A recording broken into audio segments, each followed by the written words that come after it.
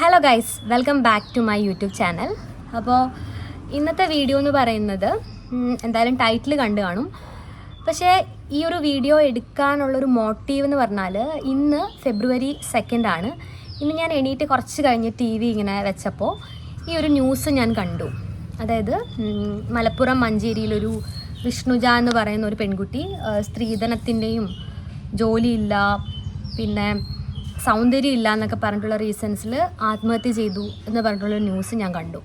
അപ്പോൾ ഈ ഒരു ന്യൂസ് എന്നെ വല്ലാണ്ട് അഫക്റ്റ് ചെയ്തു. ആക്ച്വലി ഇപ്പോൾ റീസെൻ്റ്ലി കേരളത്തിൽ കുറേ കാര്യങ്ങൾ നടക്കുന്നുണ്ട്. ഇതെല്ലാം നമ്മളെല്ലാവരെയും അഫക്റ്റ് ചെയ്യുന്നുണ്ടായിരിക്കും ഏതെങ്കിലുമൊക്കെ രീതിയിൽ. ഇത് എനിക്കെന്തോ നന്നായിട്ട് തന്നെ അഫക്റ്റ് ചെയ്തിട്ട് ഞാനിങ്ങനെ, കാരണം ഇത് റിലേറ്റഡ് ആയിട്ട് ഇതിന് മുമ്പും ഇങ്ങനത്തെ ഇൻസിഡൻസ് കുറേ നടന്നിട്ടുണ്ട്. നമുക്കറിയാം വിസ്മയുടെ മരണം, പിന്നെ വേറൊരു പെൺകുട്ടി ഉണ്ടല്ലോ, മറ്റേ പാമ്പ് കടിപ്പിച്ചു കൊന്ന ഒരു എന്തുവായിരുന്നു, ഉത്തരയുടെ മരണം. അപ്പോൾ ഇങ്ങനത്തെ കുറേ കാര്യങ്ങൾ ഇതിന് മുന്നേ തൊട്ടേ നല്ലതായിട്ട് ആൾക്കാർ ശ്രദ്ധിച്ചിട്ടുള്ള കാര്യങ്ങളാണ്.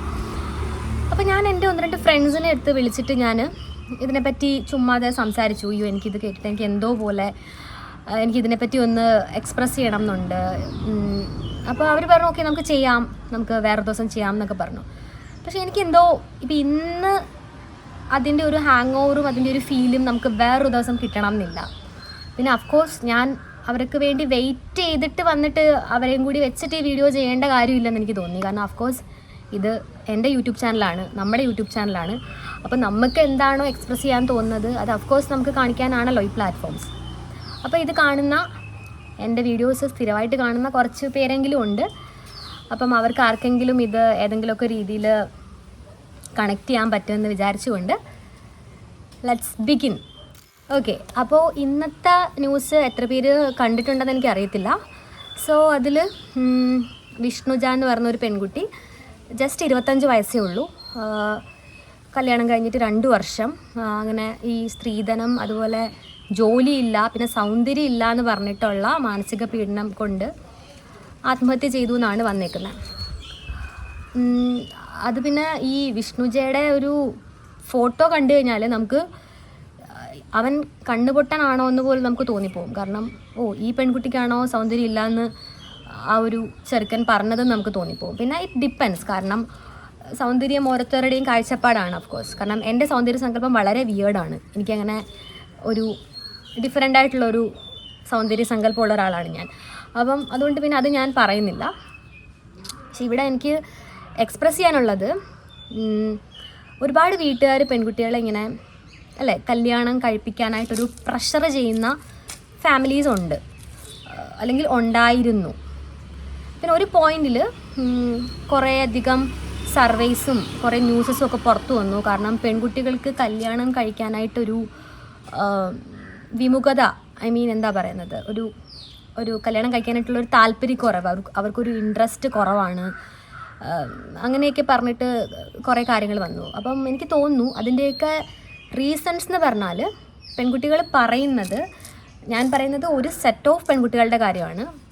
കാരണം അഫ്കോഴ്സ് കുറേ അധികം എന്താ പറയുക, ഞാൻ തന്നെ കണ്ടിട്ടുണ്ട്, നിങ്ങൾ തന്നെ യൂട്യൂബിൽ സെർച്ച് ചെയ്താലൊക്കെ കാണാൻ പറ്റും. കാരണം ഓക്കെ കല്യാണം വേണ്ട, കല്യാണം ഒരു 30 നിയർ ടു 30 കല്യാണം കഴിച്ചാൽ മതി എന്ന് ചിന്തിച്ച് കല്യാണത്തിൻ്റെ അടുത്ത് ഒരുപാട് നോ പറയുന്ന ഒരു സെറ്റ് ഓഫ് പെൺകുട്ടികളുണ്ടായിരുന്നു. ഈ ഒരു എനിക്ക് തോന്നുന്നു ഒരു 90s, ഒരു 2000 വരെയുള്ള ഒരു ജനറേഷൻ.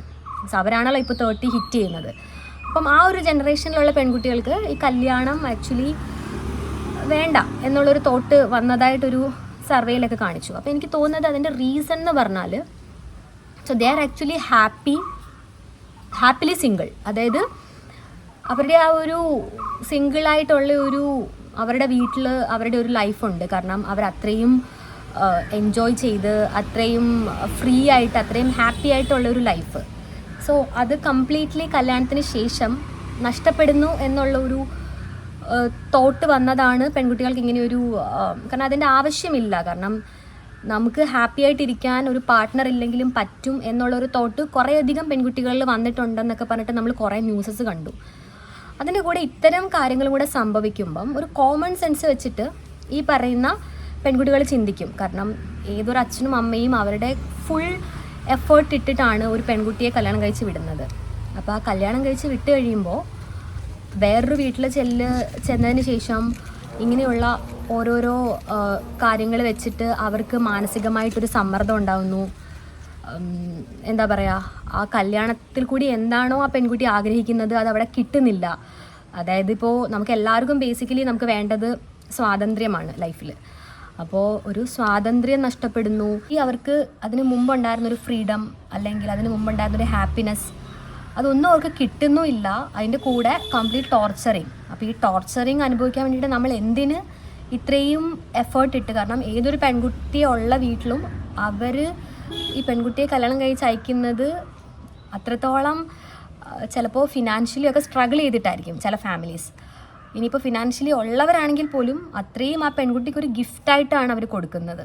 അപ്പോൾ ഇതൊക്കെ കൊടുത്ത് വേറൊരു വീട്ടിലേക്ക് വിടുമ്പോൾ എന്തിന് നമ്മൾ ഇതൊക്കെ ടോർച്ചറിങ് അനുഭവിക്കണം, അല്ലെങ്കിൽ നമ്മുടെ ഒരു ഹാപ്പിനെസ് നഷ്ടപ്പെടുന്ന ഒരു ലൈഫ് നമ്മൾ എന്തിന് ചൂസ് ചെയ്യണം എന്നുള്ളൊരു തോട്ട് ഒരു കുറച്ചെങ്കിലും അപ്ഡേറ്റഡ് ആയ ഒരു പെൺകുട്ടി നോർമലി ചിന്തിക്കും. അപ്പോൾ അതാണ് അവിടെ സംഭവിക്കുന്നത്. വേറൊരു കാര്യം, ഇപ്പോഴത്തെ ഒരു ജെൻസി കിഡ്സും അതുപോലെ ആൽഫ കിഡ്സിൻ്റെയൊക്കെ ഒരു തോട്ട് അങ്ങനെയല്ല.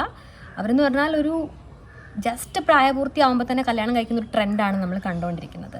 പക്ഷെ എനിക്ക് തോന്നുന്നത് ലേറ്റർ അവരും റിയലൈസ് ചെയ്യും, so this is what actually life, അല്ലെങ്കിൽ അതൊരു സ്വപ്ന ലോകത്താണ് ആ കുട്ടികൾ. എല്ലാവരും അല്ല, ഇതൊന്നും ഞാൻ എല്ലാവരും ഇൻക്ലൂഡ് ചെയ്തിട്ട് പറയല്ല. എനിക്കുള്ള ഒരു കോമൺ നോളജും ഞാൻ മനസ്സിലാക്കിയ കാര്യങ്ങളുമാണ് ഞാനിവിടെ ഷെയർ ചെയ്യുന്നത്. അപ്പോൾ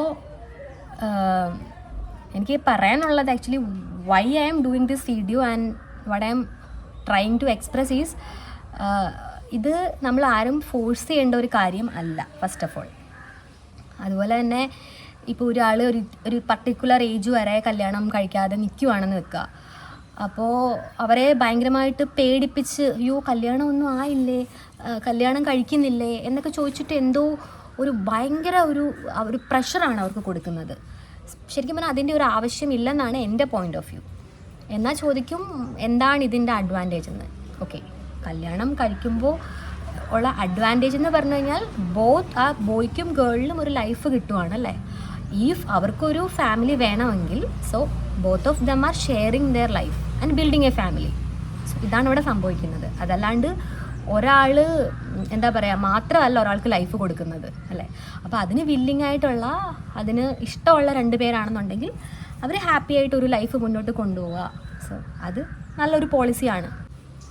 പക്ഷേ ഇങ്ങനത്തെ ന്യൂസസ് കാണുമ്പോൾ എനിക്ക് തോന്നുന്നത് നമ്മളൊരിക്കലും എന്താ പറയുക, അല്ലെങ്കിൽ ആ ടൈമിൽ തന്നെ പറയുക എനിക്ക് ഇങ്ങനത്തെ ഒരു കുട്ടിയല്ല വേണ്ടത് അല്ലേ. എന്തിനാണ് ഒരു ലൈഫ് വെറുതെ സ്പോയിൽ ചെയ്യുന്നത്? കാരണം ഇങ്ങനത്തെയൊക്കെ ആത്മഹത്യകൾ ഉണ്ടാവുന്നത് കല്യാണം എന്ന് പറയുന്ന ഒരു കാര്യത്തിന് വളരെ ജീവിതത്തിൽ കുറച്ചും കൂടെ ബെനിഫിറ്റ്സ് ഉണ്ടാവും, കുറച്ചും കൂടെ പ്ലസ് ആയിട്ടുള്ളൊരു ഹാപ്പിനെസ് ഉണ്ടാവും എന്ന് എക്സ്പെക്റ്റ് ചെയ്ത് പോയ പെൺകുട്ടികളാണ് ഇപ്പം ഈ പറഞ്ഞ.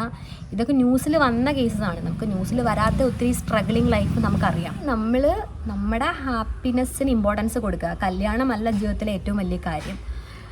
എനിക്കിത് പറയണമെന്ന് തോന്നിയെന്ന് വെച്ചാൽ ഞാനാണെങ്കിലും I choose to get married എനിക്കൊരു 28 വയസ്സ് ആ ഒരു ഏജൊക്കെ എത്തിയതിന് ശേഷം ഇഫ് ഐ ഫീൽ അങ്ങനെ ഒരു ഫീലിംഗ് ഉണ്ടായാൽ കല്യാണം കഴിച്ചാൽ മതി എന്നൊരു തോട്ടുള്ള ഒരാളായിരുന്നു ഞാൻ.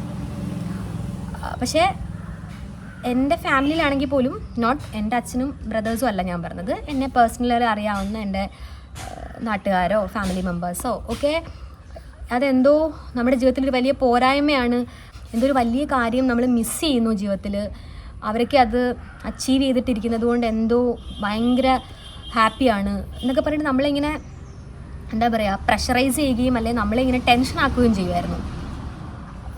പക്ഷേ ആ ഒരു പോയിന്റിലൊന്നും എനിക്ക് അങ്ങനെ തോന്നിയിട്ടില്ല. കാരണം എനിക്ക് തോന്നുന്നത് അവർ ഇതിന് ശേഷം ഇനിയും ശരിക്കും ഹാപ്പി ആയതുകൊണ്ട് എനിക്കും കൂടെ ആ ഹാപ്പിനെസ് കിട്ടിക്കോട്ടെ എന്ന് വിചാരിച്ചിട്ടാണോ അവരങ്ങനെ പറഞ്ഞതെന്ന് എനിക്കറിയത്തില്ല.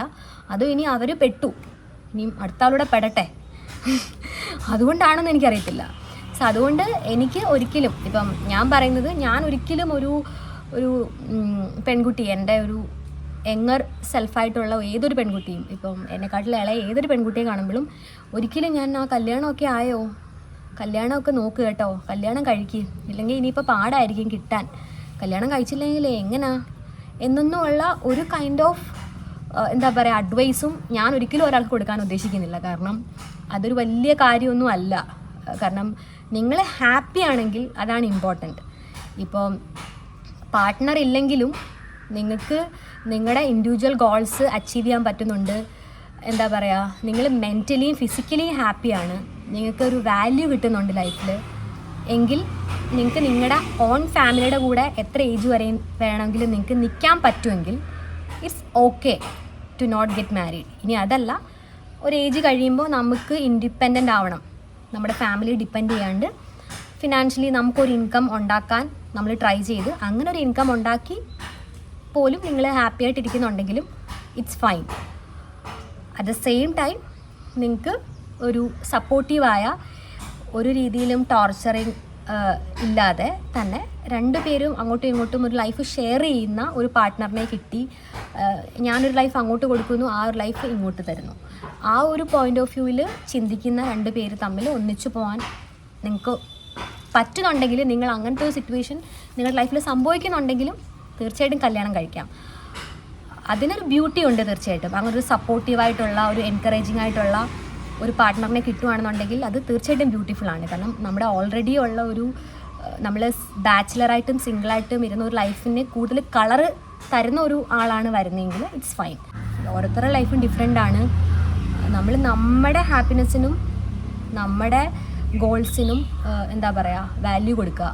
ഇപ്പോൾ ഏതൊരു വീട്ടിലാണെങ്കിലും ഈ പറയുന്ന ഒരു സ്വന്തം മക്കളെ നോക്കാനുള്ള ഒരു കേപ്പബിലിറ്റി ഇപ്പോൾ ഒരു 30 വർഷമോ അല്ലെങ്കിൽ 25 വർഷമോ ഒക്കെ ഒരു കുട്ടിയെ അല്ലേ എല്ലാ ചിലവുകളും നോക്കി വളർത്തിക്കൊണ്ട് വരാമെങ്കിൽ പിന്നെയും അത്രയും തന്നെ വർഷം ഈ പേരൻസ് തീർച്ചയായിട്ടും ഭൂമിയിൽ കാണണം എന്നില്ല അല്ലേ.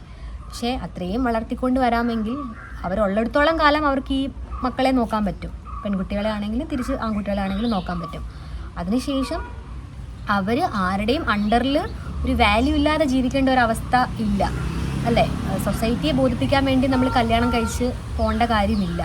നമുക്ക് തന്നെ ഒരു ബേസിക് ഇൻകം, ഇപ്പം നമുക്ക് ഒറ്റയ്ക്ക് ഒരു ലൈഫ് മുന്നോട്ട് കൊണ്ടുപോകണമെന്നുണ്ടെങ്കിൽ നമുക്കൊരു ബേസിക് ഇൻകം മതി. ആ ഒരു ഇൻകം ആ ഒരു ഇൻകമിനുള്ള സോഴ്സ് കണ്ടെത്തി നമ്മുടെ ലൈഫിൽ നമ്മുടെ ഡ്രീംസും നമ്മുടെ എന്താ പറയുക ഹാപ്പിനെസ്സും ഒക്കെ കണ്ടെത്തി മുന്നോട്ട് പോകാനാണെങ്കിൽ ഈ ഒരു ലൈഫിനെക്കാട്ടിൽ ബെറ്റർ അതാണ്.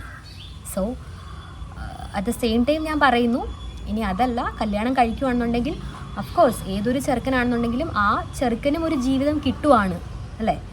ഇത് നമ്മളൊരു ജീവിതവും കൊടുത്ത് ഇത്രയും കഷ്ടപ്പെട്ട് നമ്മളിതെല്ലാം കൊടുത്തു കഴിഞ്ഞിട്ട് പിന്നെ പറയുവാണ് നിനക്ക് അതില്ല, നിനക്ക് മറ്റേതില്ല, അത് എന്താ പറയുക കുറഞ്ഞു പോയി.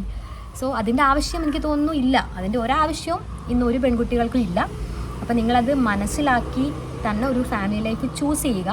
സോ നമ്മുടെ ഓൾറെഡി ഉള്ള ഒരു ബാച്ചിലർ സിംഗിൾ ലൈഫിന് കുറച്ചുകൂടെ കളർ കൂട്ടുന്ന, കുറച്ചും കൂടെ നമുക്ക് എൻകറേജിങ് ആയിട്ട് കുറച്ചും കൂടെ ഹാപ്പിനെസ് പ്രൊവൈഡ് ചെയ്ത് തരാൻ പറ്റുന്ന ഒരു പാർട്ട്ണറും ഒക്കെ ആണെങ്കിൽ മാത്രം നമ്മളത് ചൂസ് ചെയ്യുക. ഇനി അതല്ല, അങ്ങനെ ചൂസ് ചെയ്തതിന് ശേഷമാണ് നമ്മൾ അറിയുന്നത് ഞാൻ വിചാരിച്ച പോലെ അല്ലല്ലോ കാര്യങ്ങൾ എന്ന് അറിയുകയാണെന്നുണ്ടെങ്കിൽ ഒരിക്കലും ഇങ്ങനെ സൂയിസൈഡ് ചെയ്യാനോ ഒന്നും നിൽക്കേണ്ട കാര്യമില്ല. അത് അപ്പോഴേ വിട്ടിട്ട് പോരുക. അവിടെ നിന്ന് ഈ മാനസിക സമ്മർദ്ദം ഏറ്റ് നമ്മളെ ഒരു വാല്യൂ ഇല്ലാതെ ട്രീറ്റ് ചെയ്യുന്നു. നമുക്ക് സ്ത്രീധനമില്ല, നമുക്ക് നമുക്ക് ഫിനാൻഷ്യലി നമ്മളെ കൊണ്ടൊരു ഹെൽപ്പ് അവർക്കില്ല. അറ്റ് ദ സെയിം ടൈം എന്താ പറയുക, നമുക്ക് സൗന്ദര്യമില്ല. ഇപ്പോൾ ഈ പെൺകുട്ടിയുടെ കേസാണെങ്കിൽ കുറേ അലിഗേഷൻസ് ഉണ്ട്. സൗന്ദര്യമില്ലെന്ന് പറഞ്ഞു, ജോലിയില്ലെന്ന് പറഞ്ഞു എന്നൊക്കെ പറഞ്ഞിട്ട്. അപ്പം ഇതെല്ലാം കൂടെ കേട്ടിട്ട് അവിടെ ഇരുന്ന് നമ്മൾ സമ്മർദ്ദത്തിലായി നമ്മുടെ ജീവിതം കളയേണ്ട കാര്യമില്ല. ഓക്കെ, കാരണം നമ്മളിപ്പോൾ തിരിച്ചു വന്ന് നമ്മൾ അത് വിട്ടിട്ട് പോരുക. ആ ഒരു ലൈഫ്, ആ ഒരു ഫാമിലിയും ആ ഒരു ചെറുക്കനെയും വിട്ടിട്ട് നമ്മൾ തിരിച്ച് ബാക്ക് ടു നമ്മുടെ ലൈഫിലേക്ക് വരിക. സോ അതിനുള്ളൊരു സ്ട്രെങ്ത്തും അതിനുള്ളൊരു കറേജുമാണ് നമുക്ക് വേണ്ടത്. ഇതൊരു എൻ്റെ ഒരു ചെറിയ വ്യൂവേഴ്സ് ആണെങ്കിലും ഇങ്ങനെ ഇതിൻ്റെ പേരിൽ ആത്മഹത്യ ചെയ്യാനോ സ്വന്തം ജീവിതം നശിപ്പിക്കാനോ ഒന്നും നമ്മൾ നിൽക്കരുതെന്നാണ് എനിക്ക് പറയാനുള്ളത്. കാരണം എന്തോ എനിക്ക് ഇന്നത്തെ ആ ന്യൂസ് എനിക്ക് കുറച്ച് തന്നെ അഫക്റ്റ് ചെയ്തു. അപ്പോൾ എനിക്കിങ്ങനെ ടോപ്പിക്ക് ചെയ്യണം എന്ന് തോന്നി. അപ്പോൾ തിങ്ക് പോസിറ്റീവ്, ബി പോസിറ്റീവ്. അപ്പോൾ എല്ലാവർക്കും താങ്ക് യു ഫോർ വാച്ചിങ്. അപ്പോൾ സൂൺ ഇപ്പം കുറച്ച് ഇങ്ങനത്തെ ബ്ലാ ബ്ലാ ബ്ലാ വീഡിയോസാണ് കുറച്ച് ഞാനിപ്പോൾ ചെയ്തുകൊണ്ടിരിക്കുന്നത്. സൂൺ വേറെ ഒരു നല്ലൊരു ഹാപ്പനിങ് ആയിട്ടൊരു വ്ളോഗുമായിട്ട് കാണാമെന്നുള്ള പ്രതീക്ഷയോടെ till then take care, by.